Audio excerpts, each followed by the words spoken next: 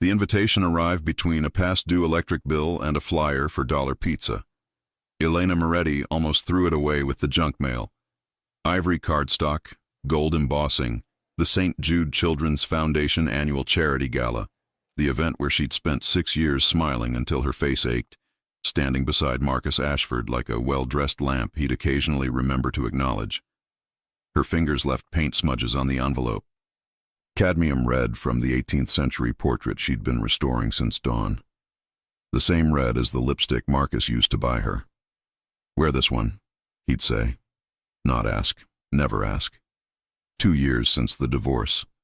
2 years of rebuilding herself in this cramped Red Hook studio that smelled like linseed oil and freedom, while Marcus climbed higher with Vanessa Chen, 24, Instagram perfect, the kind of woman who said literally 3 times per sentence and meant it 0 times.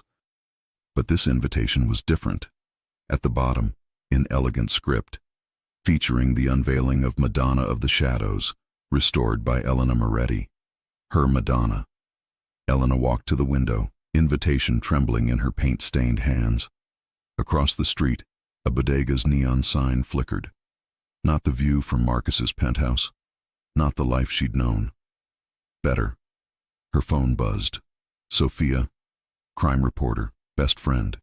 The only person from her married life who'd chosen Elena over Marcus's narrative. "Did you get it?" Sophia didn't bother with hello. "I'm looking at it." "And?" "He'll be there, with her." Elena's reflection stared back from the darkening window. Thinner than before. Tired.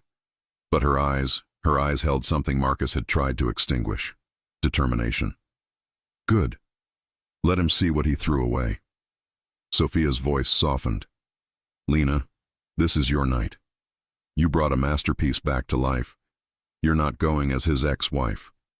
You're going as Elena Moretti, the artist who does impossible things." After hanging up, Elena pulled the painting's contract from her files. 18 months ago, an inquiry from a law firm. Anonymous client, damaged Renaissance work, astronomical pay. She'd almost said no. Too good to be true, probably a scam. But the painting arrived, and Elena understood why they'd chosen her.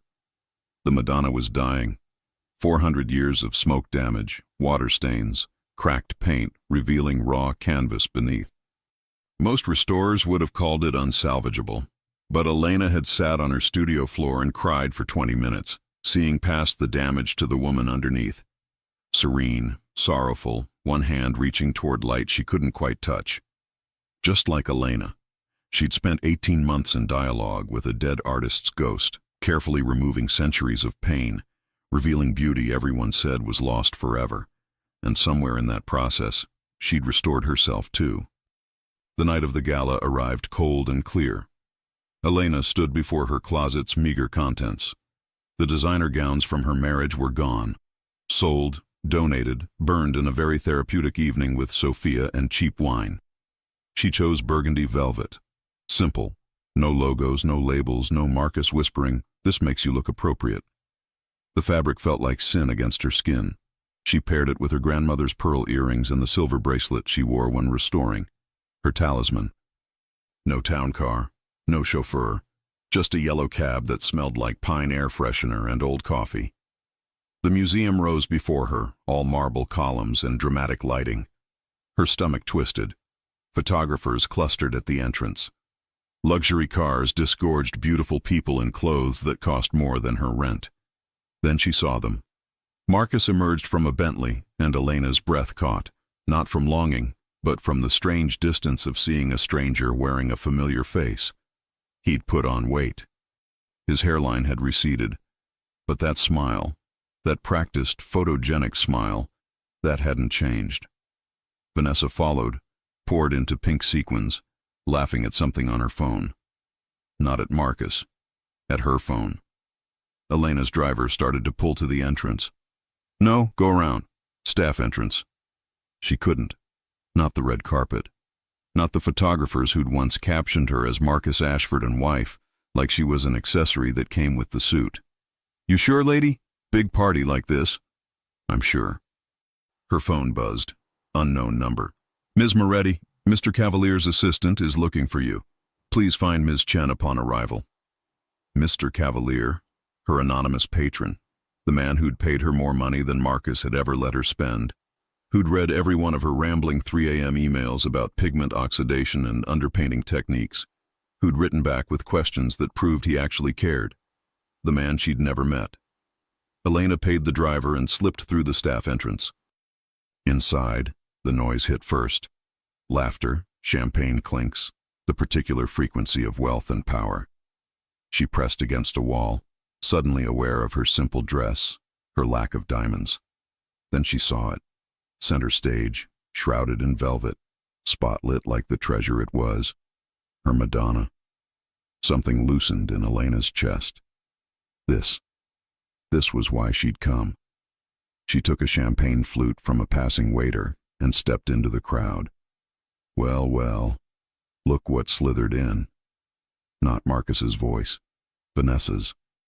Sharp as her contoured cheekbones, Elena turned slowly. They stood 3 feet away, Marcus and his replacement, both assessing her like a stain on expensive upholstery. Vanessa. Marcus. Elena's voice came out steadier than she felt. You both look well. Marcus's eyes traveled her dress with the critical assessment she remembered, finding it wanting, always wanting. Kathy, I didn't think you'd actually show up. Did they hire you to work the coat check? The old Elena would have flushed, stammered. This, Elena smiled. I was invited, professionally. Vanessa giggled, that specific influencer laugh calibrated for maximum cuteness. Oh, honey, that's so sweet. It's probably a mailing list error, but really brave of you to come anyway. I mean, after everything... She touched Marcus's arm possessively. It must be hard seeing us so happy. Actually, Elena started. Listen, Kathy. Marcus leaned in, voice dropping to that false intimate tone he used when delivering cruelty disguised as concern. If you're struggling financially, you don't need to crash our events for free champagne. Just call my office. I can spare something. For old time's sake. People were turning, noticing. This was the performance. Marcus, the magnanimous ex-husband, Elena, the desperate divorcee who couldn't let go. Elena's fingers tightened on her champagne flute. Sophia's voice echoed. This isn't about him anymore. That's generous, Marcus, but I think... A new voice interrupted, smooth as aged whiskey. Her dress is lovely. The air changed. Later, Elena would remember this moment as the one where her entire life pivoted on an axis she didn't know existed. A man had appeared beside them. Tall. She had to tilt her head to meet his eyes. Salt and pepper hair swept back, jawline that could cut glass, wearing a tuxedo like he'd been born in it. But it was his eyes that stopped her breath. Dark, almost black, and looking at her like she was the only person in the room. Not past her. Not through her. At her. Burgundy, he continued, still holding Elena's gaze. It suits you. Brings out the gold undertones in your skin. Very pre-Raphaelite. Dante Gabriel Rossetti would have painted you. Marcus bristled. I'm sorry, who are... The man's eyes finally shifted to Marcus, and the temperature dropped 10 degrees. We haven't been introduced. Though I know who you are, Mr. Ashford. He said the name like identifying an insect. Then, back to Elena, his expression transforming, warming. But you must be Ms. Moretti. I've been searching everywhere for you. He extended his hand. His fingers were long, calloused, hands that had built things and broken things. Dante Lupo, he said. It's an extraordinary honor to finally meet the woman who understood what everyone else called irredeemable. The name detonated in Elena's mind. Lupo. Everyone knew that name. Old New York money, older New York power. The kind of family whose legitimate businesses were documented and whose other businesses were whispered about in rooms where lawyers couldn't follow. Marcus had gone gray, literally gray, like someone had drained the blood from his face. You're... Marcus's voice cracked. You're her client? Dante didn't answer. He was still looking at Elena, hand still extended, waiting. She took it. His grip was warm, firm, and the smile that curved his lips held something that made her pulse stumble. Not danger exactly, but promise. "Ms. Moretti," he said, and the way he said her name, with weight, with respect, like it mattered. "Would you allow me to escort you? I believe we have a masterpiece to unveil." He offered his arm. Around them, the room had gone quiet. Phone cameras lifted, whispers spreading like wildfire. Elena placed her hand on Dante Lupo's arm, felt the solid warmth of him beneath expensive fabric, and let him lead her away from Marcus's stunned silence. The crowd parted, and Elena Moretti, who'd been invisible for so long, suddenly existed in sharp, undeniable focus. Walking through the ballroom on Dante Lupo's arm felt like moving through water made of whispers. The crowd didn't just part, it reformed around them, a living organism recognizing an apex predator in its midst. Elena caught fragments as they passed. "That's Dante Lupo, Christ, I didn't know he was—" "Who is she?" "Nobody knows. Just humiliated Marcus Ashford in front of—" Dante's hand rested at the small of her back, warm through burgundy velvet. Not possessive, protective. There was a difference, and Elena's body knew it even if her mind was still catching up. "Breathe," he murmured, close enough that she caught his scent, cedar and something darker, like expensive smoke. "They're staring because you're beautiful, not because you don't belong." "I don't belong," she whispered back. "Neither do I. I just stopped caring what they think." His fingers pressed slightly against her spine, grounding, steadying. "But you belong more than any of them. You created something tonight. They just paid for the privilege of seeing it." He guided her to reserved seats, front row, 2 chairs with small placards. D. Lupo and E. Moretti. Her name. In the front row. Equal billing. As she sat, a woman materialized. Severe black suit, tablet in hand, expression unreadable. "Mr. Lupo, Ms. Moretti. I'm Ms. Chen, Mr. Lupo's assistant. If you need anything this evening, anything at all, I'm 3 steps behind you." "Thank you, Adriana." Dante's voice softened when he spoke to her. Family, Elena realized. Not employee. Family. Ms. Chen's eyes flicked to Elena, assessing, then something like approval crossed her face. "Welcome, Ms. Moretti. Your work is extraordinary." Then she disappeared into the crowd. "She's terrifying," Elena said. "She's protective. There's a difference." Dante shifted in his seat, angling toward Elena. "Are you all right? That ambush with your ex-husband?" "I'm fine. You're trembling." Elena looked down. Her hands shook in her lap. Dante's hand covered both of hers, warm and solid. "That's adrenaline," he said quietly. "Not fear. Your body knowing you just survived something that used to destroy you. That's strength, Elena. Not weakness." The way he said her name, full, complete, never the diminutive Marcus had used, did something to her chest, made it hard to breathe. "How do you know about Marcus?" A sad smile touched his lips. "I told you. I do thorough research before investing in restoration projects. But I didn't commission you because of your ex-husband's cruelty. I commissioned you despite it. Your preliminary analysis of the Madonna. Do you remember what you wrote?" Elena shook her head. "You said the artist painted grief that was meant to be felt, not seen. That the Madonna's sorrow lived in the negative space between her fingers reaching toward light she'd never touch. You understood longing, Elena. Real longing. That's not something you learn in graduate school." The lights dimmed. The master of ceremonies took the stage, some news anchor Elena vaguely recognized. He spoke about charity, about children, about the importance of preserving history. Then, "Tonight, we have the extraordinary privilege of witnessing the rebirth of a Renaissance treasure. For 18 months, one of our city's most talented but criminally under-recognized conservators has worked miracles. The Madonna of the Shadows was discovered in a European private collection, ravaged by fire, water, time itself.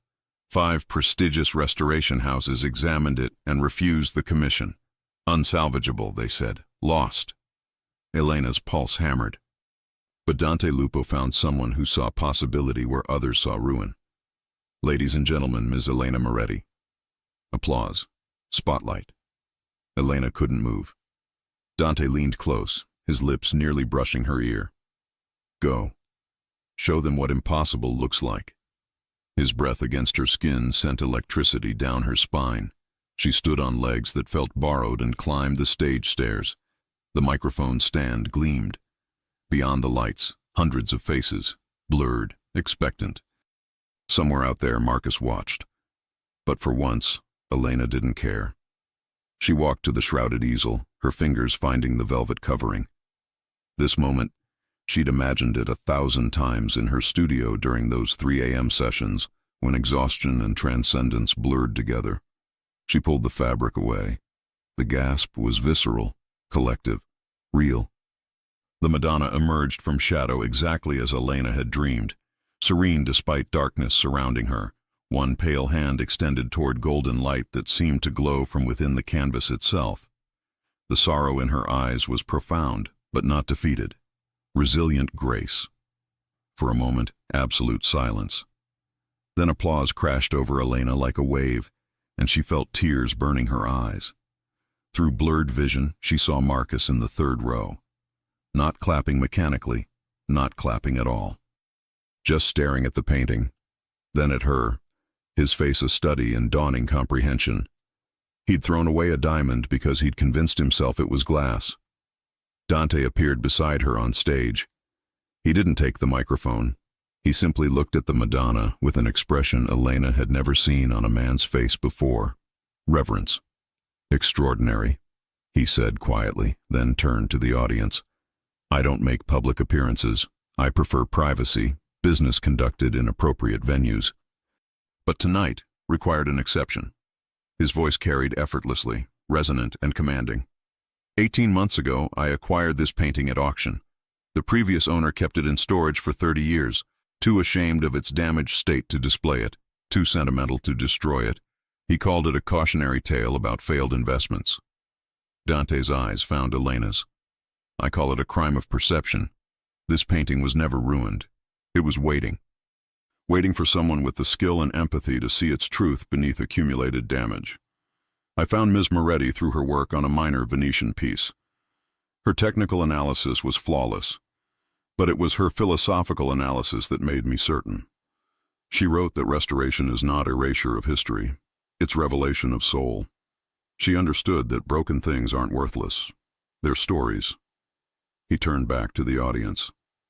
Ms. Moretti gave the Madonna her voice back. But more than that, she proved that dismissing something as irredeemable says more about the dismisser's vision than the thing dismissed. His hand found hers, lifted it, kissed her knuckles with old-world formality that somehow felt intimate. Thank you, Elena, for your gift. The world is brighter for your work. The applause was deafening. Elena stood frozen, Dante's lips' warmth still burning on her skin, and felt something fundamental shift inside her. This wasn't Marcus's calculated public praise designed to make himself look generous. This was recognition, real, unfiltered recognition of her worth. As they descended the stage, people swarmed, curators, collectors, critics. Business cards thrust forward, voices overlapping. Ms. Moretti, I have a Caravaggio, representing the Castellano private collection. My client in Florence would pay. Dante's presence created space, not aggressively, just by existing. His hand never left her back. Ms. Moretti's calendar is managed through my office, he said smoothly. Ms. Chen will collect your information. He guided Elena toward a side door, away from the chaos. They emerged into a quiet gallery corridor, the gala's noise fading to a distant hum. Cool air, silence, space to breathe. Thank you, Elena whispered. That was overwhelming, terrifying. Good. Dante turned to face her fully. You should be terrified. You just became visible to people who notice everything. Your life changed tonight, Elena. Permanently. Is that why you brought me? To change my life? I brought you because your work deserved recognition. What happens after? That's your choice. But his eyes said something different. Something that made Elena's pulse flutter. There's a terrace, Dante said. Would you like some air? She nodded. He led her through another door onto a private balcony overlooking the city. Below, Manhattan glittered like a promise. Dante shrugged off his tuxedo jacket and draped it over her shoulders without asking. It smelled like him, cedar and smoke and something uniquely male. Better? Much. Elena pulled the jacket tighter. Dante, why did you really hire me? You could have had any restorer in the world. I wanted the best. I got you. But you knew about Marcus, about the divorce, about him systematically destroying your confidence while profiting from your invisible labor. Yes, I knew. Dante's jaw tightened. And I hired you anyway, not as charity, as recognition of talent he was too insecure to acknowledge. That sounds like rescue. Does it? Dante moved closer, not touching but close enough that Elena felt his warmth. Tell me, Elena, did I restore your Madonna, or did you? I did. Exactly. I provided resources and space. You provided genius. I don't rescue people. I create conditions where capable people can rescue themselves. His dark eyes searched hers. You didn't need saving. You needed someone to stop standing in your way. Elena's breath caught. Is that all I am? A restoration project? No. The word came out rough. You're the woman who sends 15-page emails about underpainting techniques at 3 a.m. because you're too excited to sleep. Who talks to 400-year-old artists like they're friends. Who sees beauty in broken things everyone else abandoned. He reached up, tucked a strand of hair behind her ear, his fingers lingering. You're extraordinary, and I'm just the lucky bastard who gets to watch you remember it. Then Marcus's voice shattered the moment. Kathy, we need to talk. Marcus stormed onto the terrace, Vanessa tottering behind in her ridiculous heels. Dante's jacket still draped Elena's shoulders, warm and possessive in a way that made Marcus's face contort. Kathy, enough of this charade. Not asking. Demanding. The voice he'd used for 6 years to remind her of her place. Dante didn't move, but something shifted in his posture. Predator recognizing threat. The lady's name is Elena. Stay out of this. Marcus's eyes were wild, desperate. Kathy, I know you're hurt. I know the divorce was hard, but this... He gestured at Dante like he was a piece of furniture. Parading around with some... Careful. Dante's voice dropped to something dark and smooth. Choose your next words very carefully. Marcus faltered but pushed forward. You think I don't see what this is? You restored his painting. Now you're his new toy. How long before he gets bored, Kathy? A month? 2? Then what? Another divorce? Another studio apartment? Another pathetic attempt to... Stop! Elena's voice cut through his tirade. Quiet but absolute. You don't get to do this anymore. Do what? Care about you? I'm trying to protect you from making a mistake. You're trying to control me. Elena stepped forward, out from under Dante's jacket. Standing on her own. You spent 6 years telling me my passion was worthless, my work was a hobby, my dreams were embarrassing. You took every opportunity to make me small. And now... Her voice strengthened. Now that someone finally sees my worth, you can't stand it. Vanessa grabbed Marcus's arm. Baby, everyone's staring. Let's just go. He shook her off, reached for Elena. Kathy, don't be stupid. Dante moved, not violently. Just moved between them, and suddenly Marcus's hand met solid chest instead of Elena's arm. She asked you to stop. Dante's voice was conversational, almost pleasant, which somehow made it more terrifying. I'm asking you once. Walk away. Or what? Marcus tried for bravado. You'll have me killed? Is that how your family handles inconvenience? No. Dante smiled, and it was beautiful and terrible. I'll let Elena finish destroying you herself. But I'll make sure everyone watches. Then he turned to Elena, his back to Marcus. The ultimate dismissal. He cupped her face gently, thumb brushing her cheekbone. You deserve better than this conversation. Say the word, and we leave. But Elena was staring past him at Marcus, really seeing him for the first time. A small man, insecure, empty. You called my work a dusty hobby, she said quietly. Said I talked about dead artists like they were friends. Made me feel ashamed for loving something you couldn't understand. I was trying to help you focus on our future. You were erasing me. She stepped closer, and Marcus actually retreated. But I'm still here, stronger than I was with you, happier than I ever was in your penthouse. And tonight, that dusty hobby was unveiled in front of everyone you've spent years trying to impress. She let that sink in, watched him calculate, watched him realize. We're done, Marcus. We've been done. Go home to Vanessa. Build whatever life makes you happy. But leave me out of it. Kathy? Dante moved again, this time pulling Elena back against his chest, his arms circling her waist, protective, possessive, unmistakably claiming. Her name, he said softly, is Elena. Use it, or don't speak to her again. The photographer's flash from the doorway was blinding. Someone had followed them out, captured the moment. Elena in Dante's arms, Marcus's face twisted in impotent rage. Jesus Christ, Vanessa hissed. Marcus, we're leaving. Now.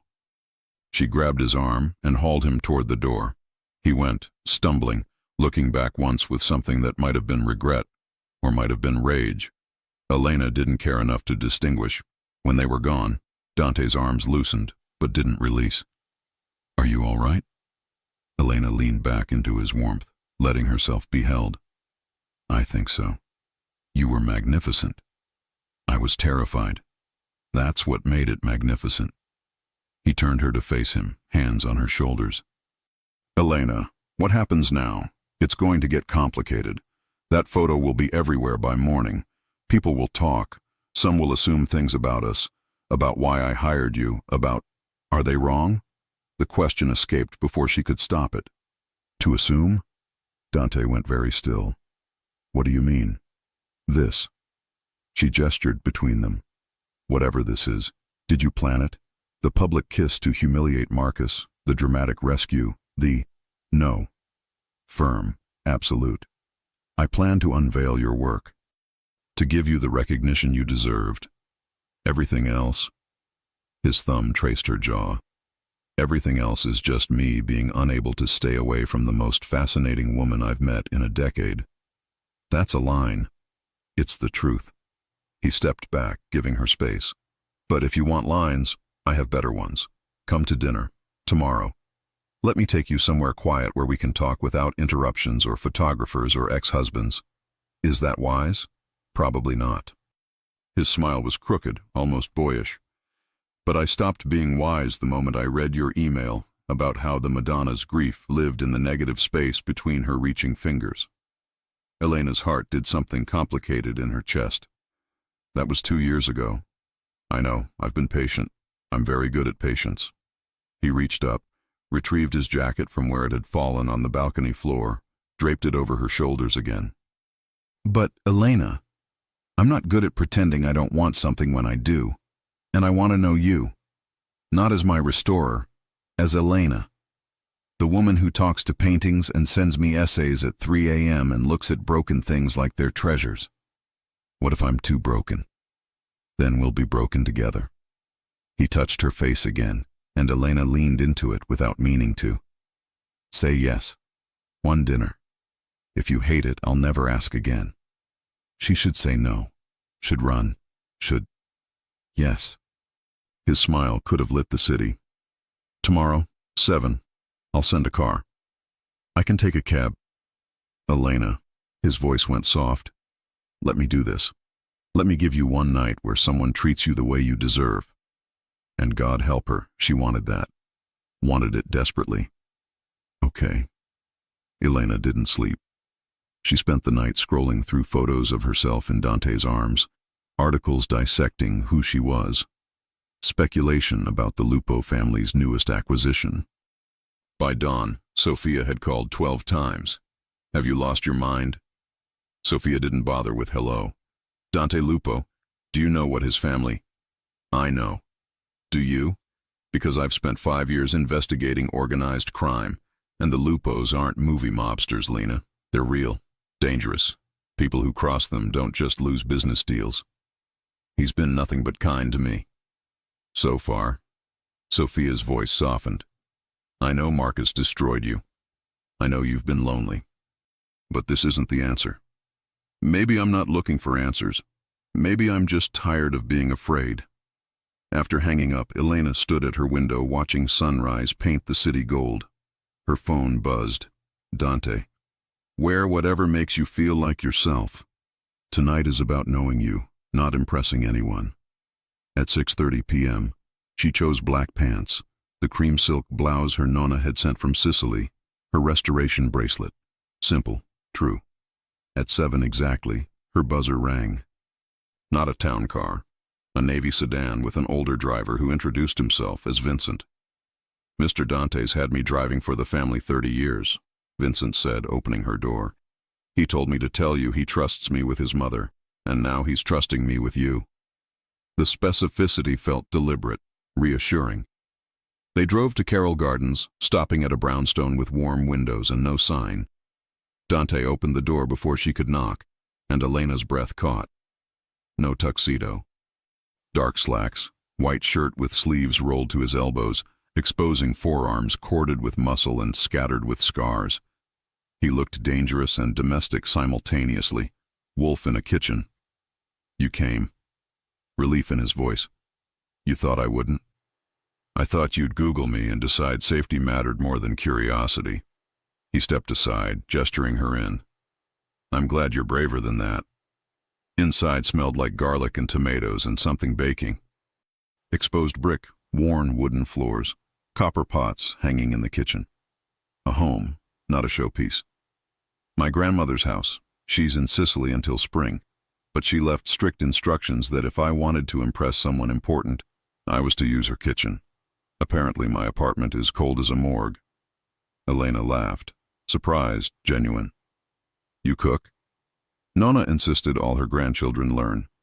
She said men who can't feed themselves are useless. He led her to a small dining room set for 2. I'm not a chef, but I won't poison you. They ate pasta he'd made by hand, simple, perfect, the sauce bright with fresh basil. Elena watched his hands as he served her. Capable hands, scarred hands, hands that had probably done terrible things and were now carefully twirling spaghetti on her plate.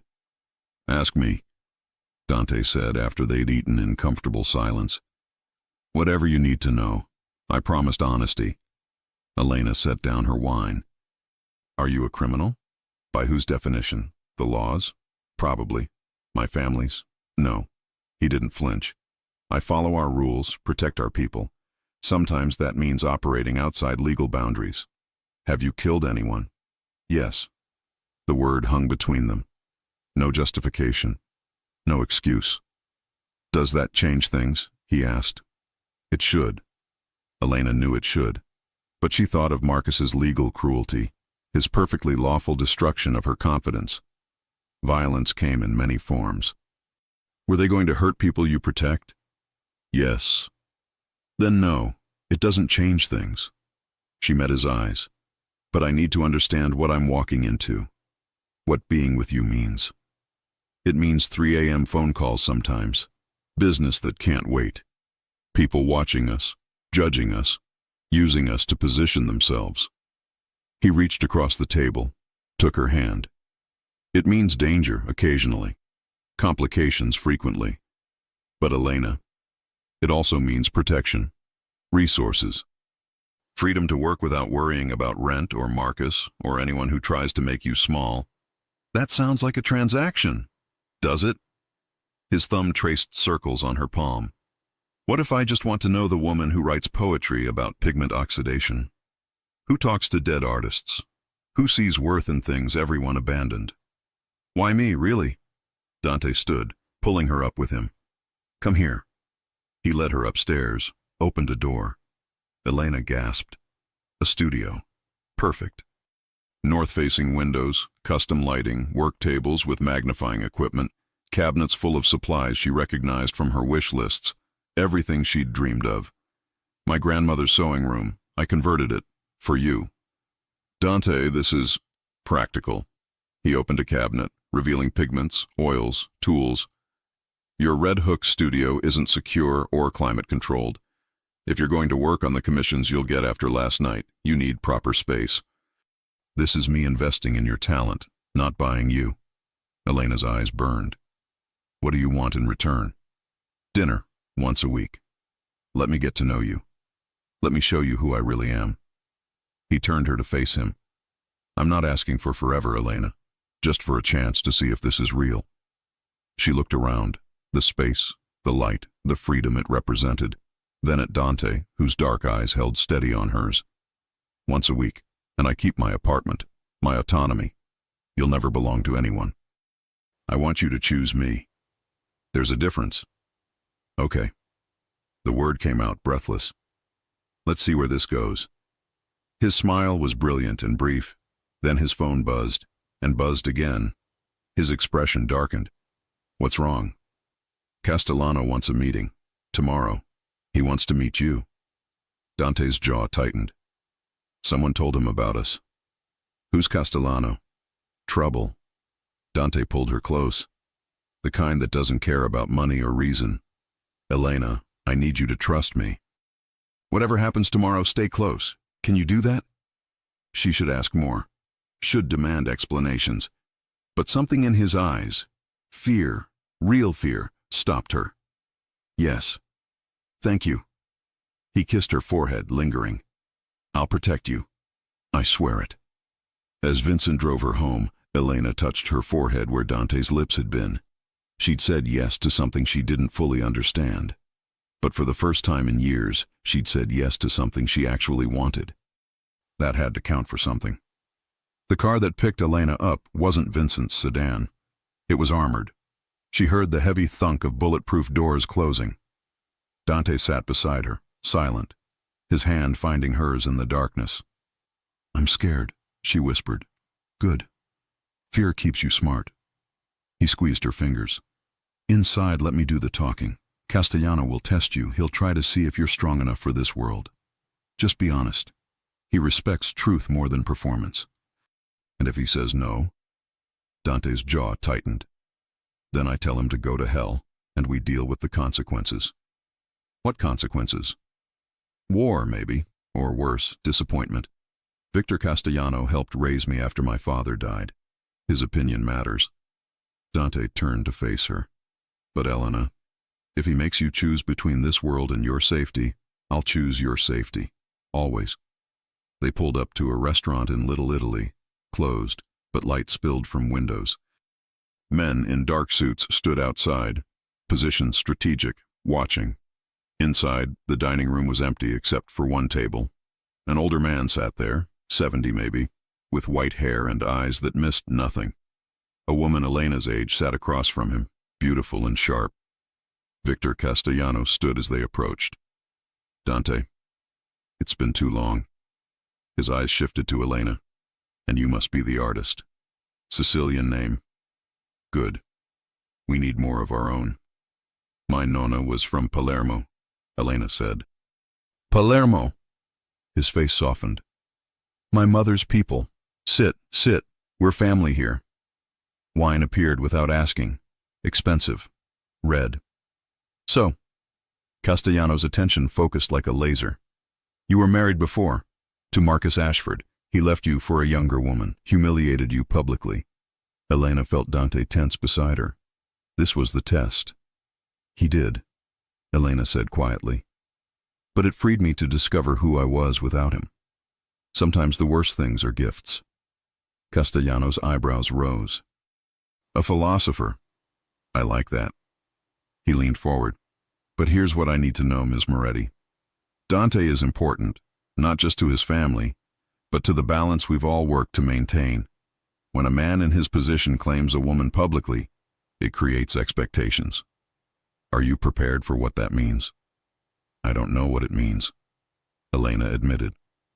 Yesterday I was a struggling artist. Today I'm being interviewed about whether I'm worthy of... She stopped. Started again. I'm doing my best to understand, but I won't pretend to know things I don't. The woman across the table laughed. I like her, Papa. She's honest. Castellano studied Elena for a long moment. Your ex-husband called my nephew's lawyer. Asked if there was a way to handle Dante's relationship with you. Said he was worried about you being taken advantage of. Dante's hand clenched into a fist. Elena covered it with hers. Marcus is my past, Elena said firmly. Whatever he's doing now doesn't concern me. It concerns all of us. The woman, Sophia, Elena realized, interjected. He's trying to paint Dante as the villain and himself as the protective ex-husband. If he keeps talking to connected people, someone will shut him up. Permanently. The casual way she said it sent ice down Elena's spine. I'll handle Marcus, Dante said, voice carrying an edge that made the temperature drop. No. Castellano's voice was sharp. He's our problem if he's talking to lawyers with connections. I'll send word he's off limits. But Dante, you keep your woman safe. If something happens to her, people will ask questions we don't want asked. The weight of it crashed over Elena. She wasn't just dating Dante. She was a complication in a world with rules she didn't understand. I should go, she said, suddenly standing. I need to think. Elena, Dante started to rise. No, please. She looked at Castellano. Thank you for your blessing, but I need to decide if I actually want it. She walked out before anyone could stop her.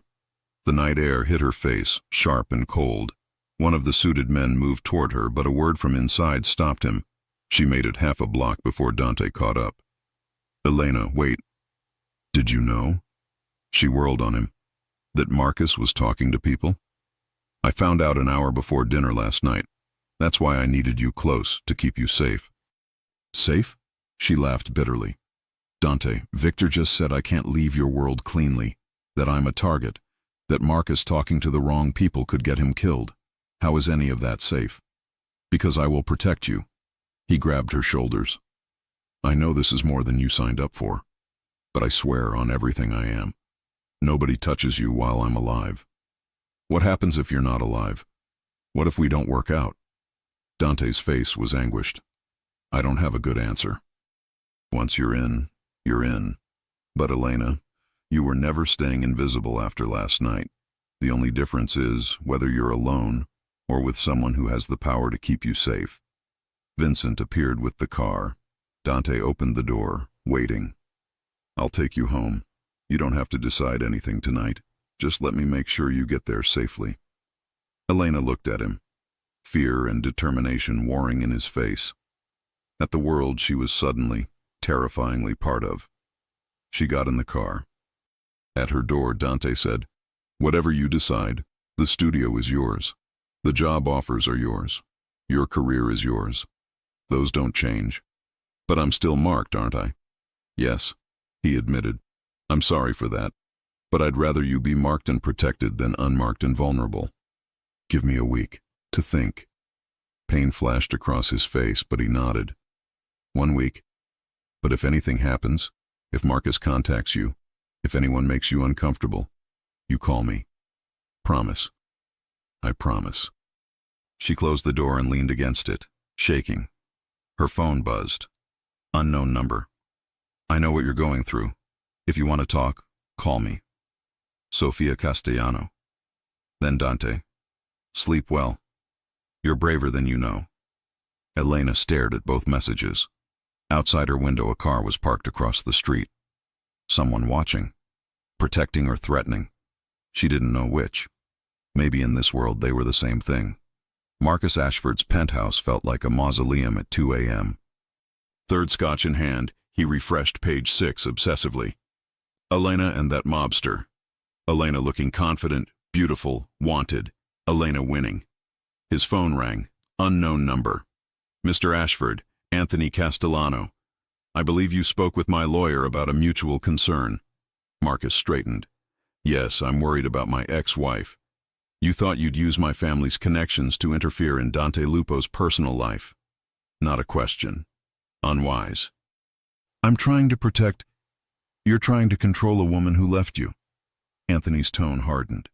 Here's what happens. You forget Elena Moretti exists. Stop calling lawyers. Stop talking about the Lupo family. Become very quiet. You can't... I can. I know about the Henderson account you're skimming. The SEC inquiry your firm buried. The prenup violations. Should I continue? Marcus's blood turned to ice. How? We know everything. You became our concern when you said Dante Lupo's name. Walk away clean or I release everything to federal prosecutors. Your choice. The line went dead. Marcus sat shaking. Vanessa appeared in silk, annoyed. Baby, come to bed. You've been obsessing for days. He looked at her. Beautiful, vapid, interchangeable. He'd left Elena for this. Get out. What? Get out of my apartment. We're done. She left in fury. Marcus sat alone, staring at his wedding photo, Elena looking at him like he'd hung the moon. He'd had everything and thrown it away. Across the city, Elena woke to her phone buzzing. News alert. Art World shocked. Metropolitan Museum offers Pierce Restoration senior position. The Met wanted her, not as a contractor, as senior conservator, a position people spent decades working toward. Sophia called immediately. The Met. Do you know what this means? Dante arranged it. Does it matter? It's the Met, Lena. It matters because I don't know if I earned it or if it's another cage. Sophia went quiet. Maybe he's just opening doors that should have been open all along. Maybe he's breaking the cage, not building one. Elena stared at her small apartment. Taking the job meant accepting that her life had changed, that there was no going back to invisible safety. Her phone buzzed. Sofia Castellano. Coffee? We should talk about what loving a man from our world really means. No bullshit. Elena typed back. Tomorrow, 10 a.m. That night she sketched. Not restoration plans, but creation. A woman emerging from shadow, reaching toward light that might be salvation or fire. She photographed it, sent it to Dante. This is how I feel. Caught between versions of myself. His response came an hour later. Both versions survive. That's the point. You don't have to choose between who you were and who you're becoming. You can be all of it. Then, I didn't arrange the Met job. They approached you independently. I asked them to wait until after your week, but they jumped early. Call them if you don't believe me. Elena called. The director confirmed. They'd been tracking her work for months. Ms. Moretti, I've been in this field 30 years. I know talent.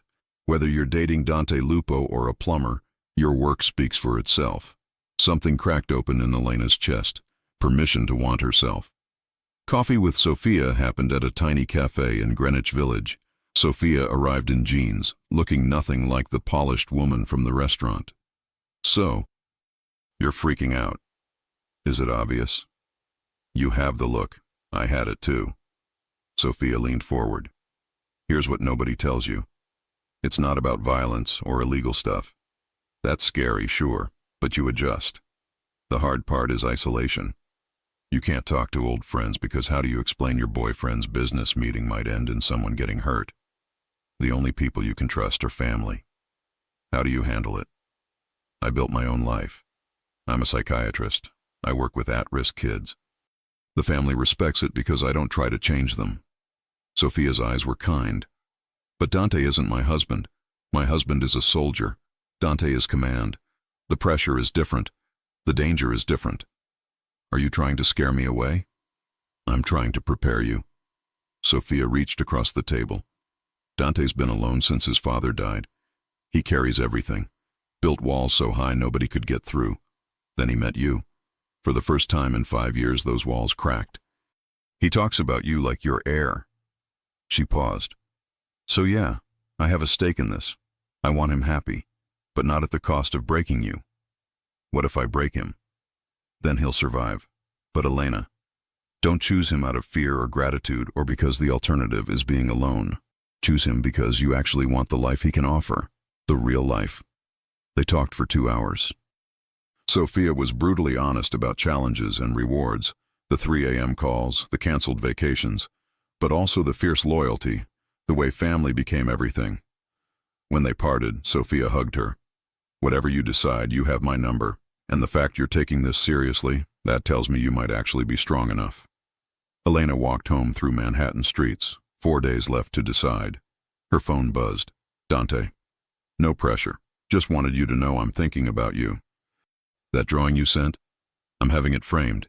It's the most honest thing anyone's ever given me. Elena stood on a corner watching the city move. Somewhere Dante was thinking about her.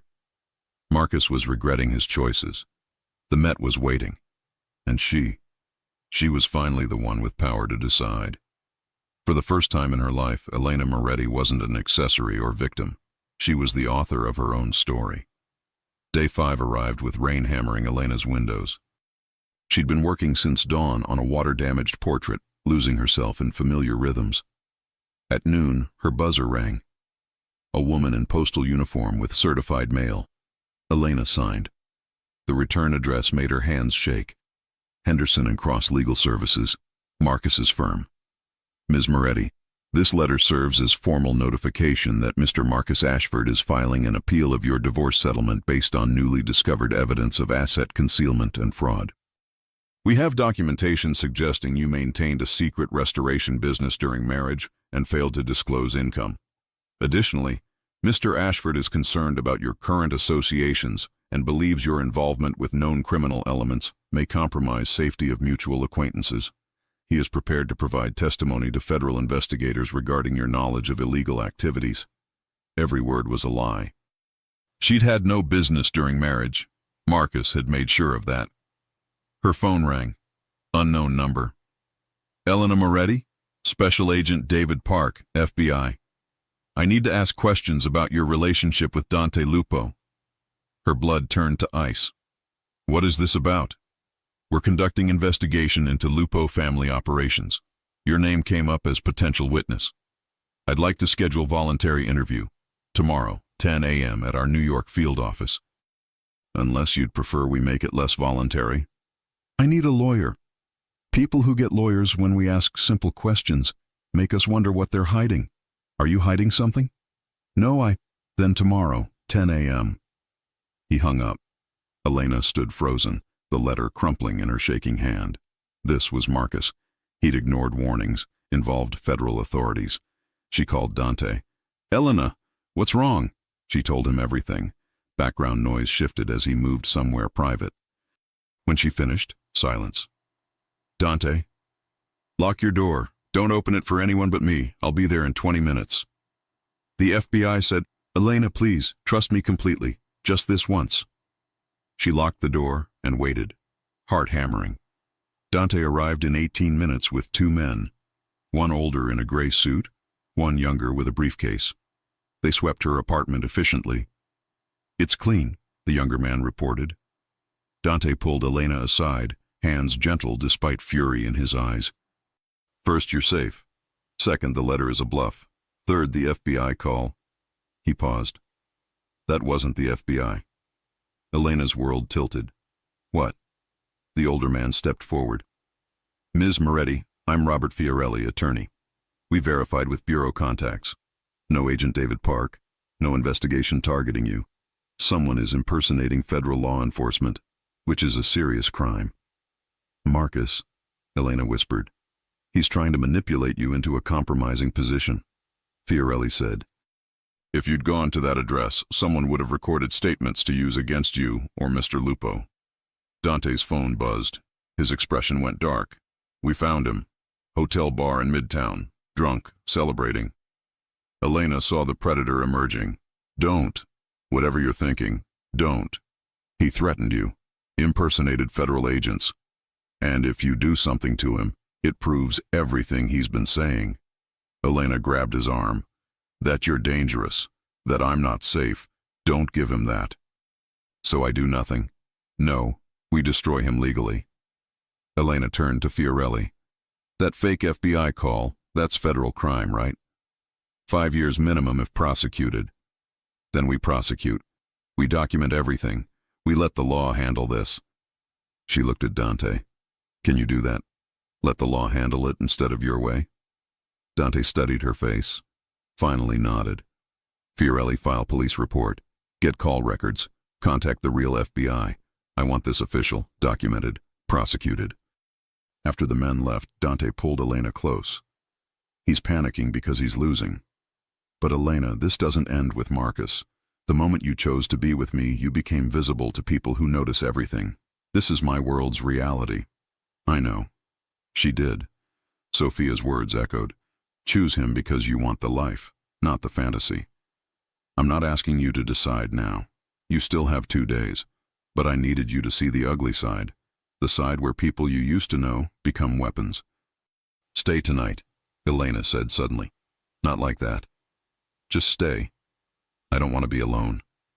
Dante looked at her for a long moment, then nodded. They sat on her worn couch, not touching but close. Rain drummed against windows. When I was 16, Dante said quietly, my father took me to a real meeting. I watched him negotiate with men who would have killed him if he showed weakness. Afterward, I asked if he was ever afraid. He paused. He said fear was the price of caring about anything. The more you love, the more you fear losing it. But loving nothing, that's not living. That's existing. Elena's hand found his. Are you afraid now? Terrified. Because I care about you in a way I haven't cared about anyone in years. That gives you power to hurt me that nobody else has. His hand tightened on hers. So yes, I'm afraid. But I'd rather be afraid and alive than safe and empty. I have 2 days left. I know. I think I already know my answer. Dante's hand squeezed hers. Don't tell me yet. Take your 2 days. Be sure. Because once you say yes, I'm not letting you go easily. I'm not Marcus. I don't quit when things get hard.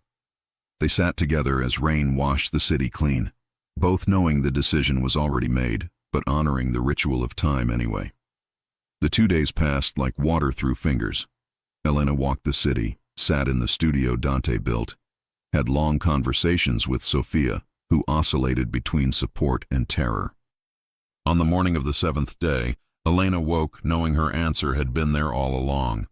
She just needed to stop being afraid of it. She texted Dante, "Tonight, your grandmother's house. I have my answer." His response was immediate. "I'll be waiting." At 7 p.m., Vincent picked her up. He didn't ask questions, just gave her an encouraging nod that steadied her racing heart. The brownstone glowed warm in the evening darkness. Dante opened the door before she could knock, and the look on his face, hope and fear and desperate restraint, nearly undid her. "Come in," he said quietly. The dining room was set like before, but on the mantel sat her charcoal drawing, professionally framed. "You actually kept it," she whispered. "I told you I would." Dante stood beside her, both of them staring at the image. "It's the truest thing anyone's given me. I look at it every morning and remember that bravery isn't the absence of fear. It's reaching anyway." Elena turned to face him. "I have conditions." Something flickered in his expression, attention, respect. "Tell me." "I take the Met job. That's mine. My career, my reputation.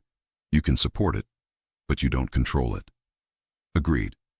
I keep my apartment, not because I don't trust you, but because I need to know I chose to be with you, not that I had nowhere else to go."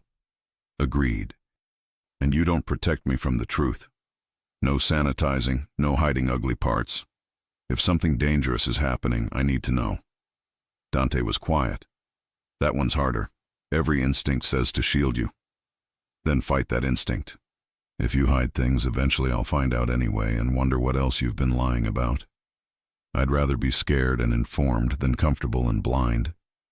He reached for her hands. "You're right. I promise to try.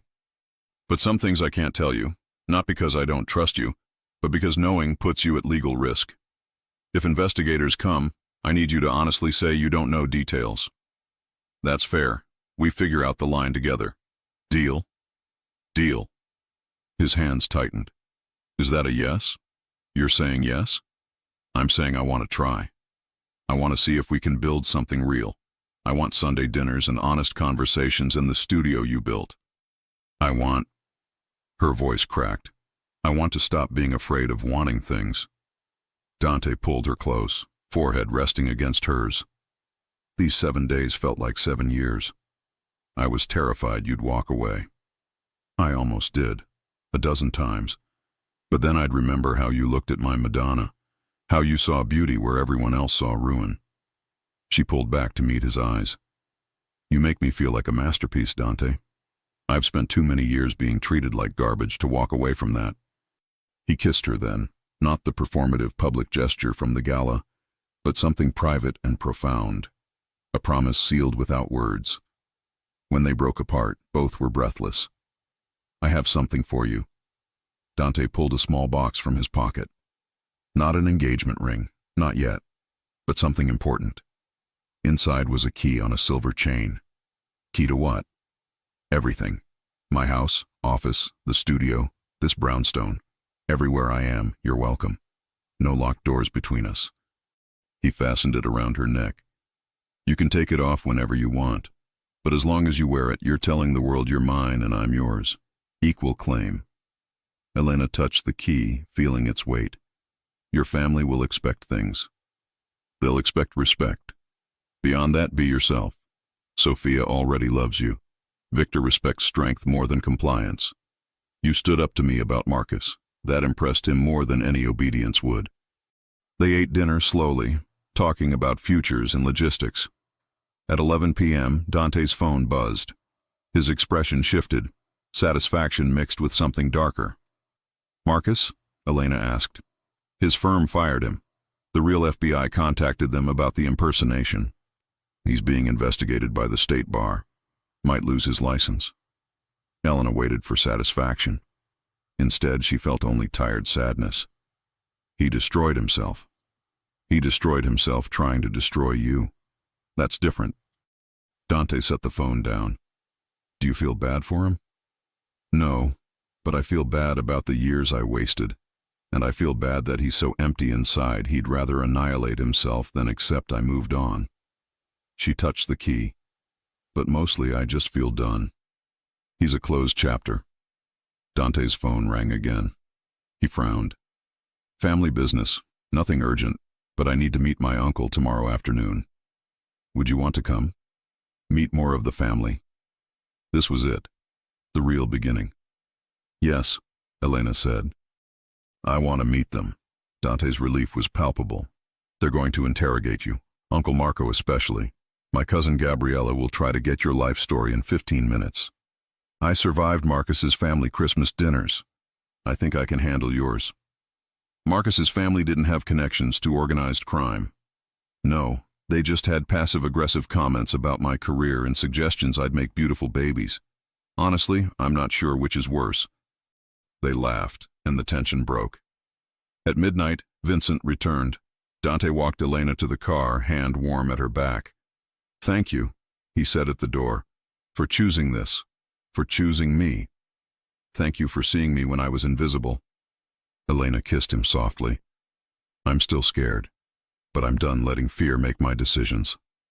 Fear keeps you alert. Just don't let it keep you alone." He touched the key at her throat. "Tomorrow, 3 p.m. Wear something comfortable. My family is allergic to pretension." Elena wore the key to bed that night, woke with it pressing against her heart. Tomorrow, she'd meet the family. Tomorrow, her new life would truly begin, and for the first time in years, she wasn't terrified. She was ready. Sunday arrived bright and cold. Elena chose dark jeans, a soft cashmere sweater her nonna had sent, and boots. The key hung around her neck. She'd worn it to sleep, woken with it warm against her skin. Dante picked her up at 3 p.m. in an older Mercedes sedan. "We don't do flashy for family dinners. Nonna thinks it's vulgar." They drove to Bay Ridge, stopping at a Victorian house with a wraparound porch. Kids played in the yard, screaming, laughing, alive. 2 women watched from the porch steps. "My cousin Gabriella," Dante said, pointing, "and her sister Maria. Fair warning, they're loud, nosy, and will ask everything from your blood type to your thoughts on children. Just be honest." Elena's nerves jangled. What if they don't like me? Then we figure it out. But Elena, I wouldn't bring you here if I thought that would happen. He squeezed her hand. "They're going to love you because I love you. And yes, I know that's the first time I've said it out loud, and yes, I mean it. And no, you don't have to say it back until you're ready." He'd said it so casually, sandwiched between warnings about nosy cousins. "You love me?" "Probably have since you sent me that 15-page analysis at 3 a.m. You were so excited you forgot to be professional. It was the most honest thing I'd ever read." He kissed her knuckles. "Come on." The moment they stepped out, Chaos erupted. Kids swarmed Dante, climbing on him, demanding he settle some dispute. The women rose, eyes assessing Elena. "So this is her," Gabriella said, coming down the steps. Beautiful in an earthy way, minimal makeup, laugh lines. "The woman who got through my cousin's titanium walls." "Hi, I'm Elena." "We know. We've been Googling you for a week." Gabriella grinned. "Don't look terrified. We're friendly, mostly. Come inside. Nonna's been cooking since dawn." Inside smelled like tomato sauce and garlic and something sweet baking. A massive table was set for at least 20. In the kitchen, an elderly woman, barely 5 feet tall, stirred a pot, barking orders in Italian. "Nonna," Dante called. "This is Elena." The old woman turned, sharp eyes fixing on Elena. She looked her up and down, then said something in rapid Italian. Dante laughed. "She says you're too skinny, you need to eat, and she likes your bracelet." "Tell her thank you. It was my grandmother's." Dante translated. The old woman's face softened immediately. She came over, took Elena's hand, spoke again. "She says any woman who honors her grandmother will honor family. You passed the first test." Dinner was beautiful chaos. 23 people crammed around the table. Dante's uncles, cousins, their spouses and children. They talked over each other, argued about everything from politics to whether Nonna's sauce was better this year. It always was, and treated Elena like she'd always been there. Uncle Marco sat across from her. Maybe 60, gray hair, eyes like flint. "So, Elena, you restore art?" "Yes, sir." "Make good money?" "Marco," Gabriella hissed. "Don't be rude." "I'm being practical. My nephew is wealthy. I need to know if she's with him for money or for him." Elena set down her fork.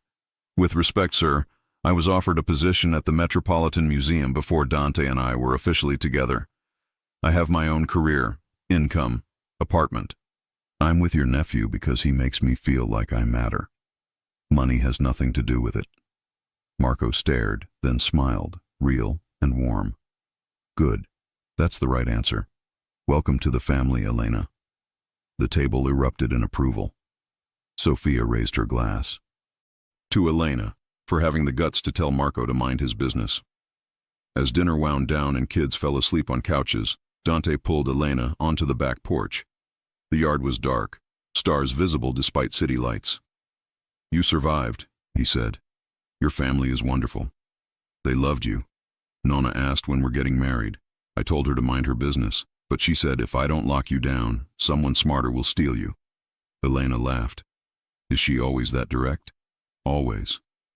She has instincts about people. She also said you have sad eyes but a strong heart, that the sadness will fade, but the strength is permanent." He turned Elena to face him. "I think she's right. I do have sad eyes. You have eyes that have seen pain and chosen to keep going. That's not sad. That's brave." He kissed her forehead. "Thank you for coming today, for meeting them, for saying yes to all of this." They stood together in the darkness, and Elena felt something settle in her chest. Belonging. "I love you too," she said quietly. Dante went still. "Say that again." "I love you. I don't know when it happened. Maybe when you kissed my hand at the gala. Maybe when you built me a studio. Maybe watching you argue about whether Die Hard is a Christmas movie. But I do. I love you." He pulled her close, and they stood on the porch while inside his family laughed and planned next Sunday's dinner, which Elena was now expected to attend. This was home, not a place. People. Marcus had given her a gilded cage. Dante was giving her wings. 3 months later, Elena stood in the Metropolitan Museum's conservation lab, working on a damaged Caravaggio, her first major project as senior conservator. The work was meticulous, demanding, exactly what she'd dreamed of. Her phone buzzed. "Dante. Dinner at Nonna's tonight. She's making your favorite. Also, Marco wants to know if you've convinced me to watch more art documentaries." Elena smiled, typed back. "Tell him we watched one on Vermeer last week. He says that doesn't count because I fell asleep 20 minutes in. You were tired. You'd been working since 4 a.m. Tell that to Marco. She returned to the painting. Through the lab's windows, Manhattan stretched out below, the same city she'd viewed from Marcus's penthouse years ago, but different now. Not a kingdom to be conquered, a world of infinite possibility. Her phone rang. Unknown number. She almost didn't answer. Elena Moretti? A woman's voice, nervous. Yes? My name is Sarah Chen. I was married to a man like yours, your ex-husband. He controlled everything, made me feel small. I left him 6 months ago and I saw your story online. I know this is strange, but I wanted to ask, how did you do it? How did you find the courage? Elena's throat tightened. She thought of that day 2 years ago when she'd stood in her empty studio with nothing but crushing doubt. It wasn't courage at first, Elena said honestly. It was survival. One day at a time, one painting, one small choice to keep going. The courage came later when I realized I could choose what came next. Did you ever think about going back? Once or twice. But then I'd remember who I'd become to make that marriage work, how small I'd made myself. And I realized I'd rather be alone and whole than partnered and hollow. Sarah was quiet. Thank you. That helps. And congratulations on the Met position. After they hung up, Elena sat with the weight of that conversation. Her story wasn't just hers anymore. It was proof that survival was possible. At 6 p.m., Elena packed up and headed out. Dante waited outside the museum in the Mercedes, leaning against the car with 2 coffee cups. Thought you might need caffeine before Nona's interrogation about wedding dates, he said, handing her one. She asked again. She's relentless. I told her we're taking our time, and she said time is for people who don't know what they want. Elena kissed him. Thank you for not rushing me. Elena, you spent 6 years in a marriage that crushed you. I'm not pressuring you into another commitment before you're ready. We have time. They drove to Bay Ridge, windows down, city sounds washing over them. At a red light, Dante took her hand. I got news today. Marcus lost his law license. The state bar ruled on the impersonation case. Elena absorbed this. How do you feel? I don't feel anything. He did it to himself. Dante glanced at her. How do you feel?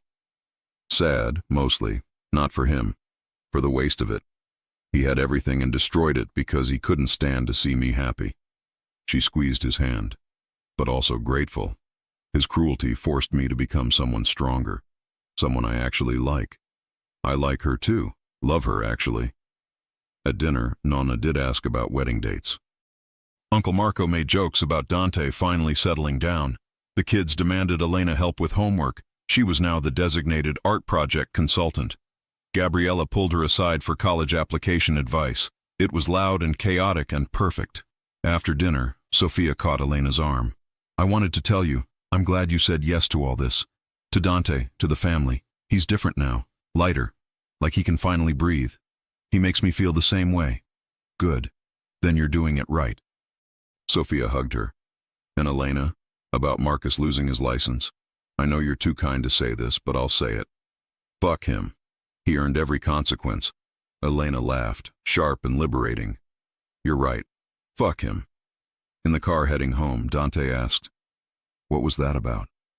Sophia reminding me I don't have to feel bad about Marcus's choices. That consequences aren't cruel, they're just accurate. She's not wrong. But I love that your instinct is still compassion. That's not weakness. That's strength. They pulled up to Elena's apartment. She still kept it, still needed space that was entirely hers. Most nights she stayed at Dante's, and he'd never once pressured her to give up her independence. Come up? She asked. Always. Inside, Elena made tea while Dante handled late business emails. Domestic and easy. This life they were building. I got another call today, Elena said, settling beside him. A woman named Sarah. Leaving her husband. Saw my story online. Wanted to know how I survived. Dante set down his phone. What did you tell her? That it wasn't courage at first, just survival. That courage came later. That's beautiful and true. He pulled her close. You know what I think? Your story isn't just about us. It's about every woman who's been made to feel small and found a way to become whole. You're proof it's possible. Elena leaned into him, feeling his steady heartbeat. Outside her window, the city glittered with a million lives, a million stories. She'd been one of them once. Lost, broken, invisible. Now she was found. Not because Dante had rescued her, but because he'd held up a mirror until she remembered her own worth. The Madonna of the Shadows hung in a museum somewhere, restored and radiant. And Elena Moretti stood in her apartment, restored too, not despite the damage she'd survived, but because of it. Some things once broken become more beautiful in the healing. She was proof of that. And tomorrow she'd step into her studio at the Met and continue bringing broken beauty back to life. The work she was always meant to do, not as anyone's wife or girlfriend or accessory, but as herself. Finally, completely, courageously herself. If you enjoy stories like this, take a moment to subscribe to the channel. That's how I'll know you truly liked it. Even if you're watching on your TV, grab a second to join this family of fans who love emotional and heartfelt stories. Your support means everything, and it helps us bring you even more tales like this one.